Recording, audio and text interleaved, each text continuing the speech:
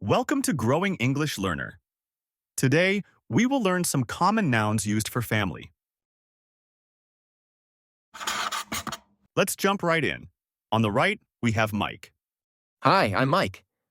And on the left, we have Jack. Hi, I'm Jack. Let's listen to their conversation. Mike, who is this? This is my father. Hi, I'm Mike's father. My name is Fred. And who is this? This is my mother. Hi, I'm Mike's mother. My name is Caitlin.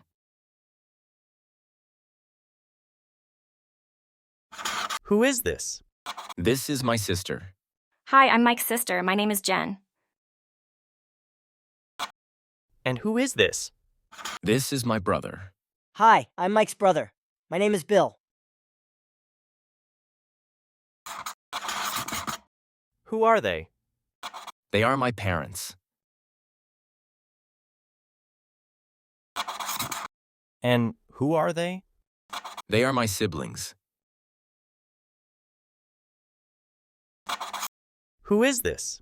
This is my grandma. Her name is Jane. And who is this? This is my grandpa. His name is Bobby. Who are they? They are my grandparents.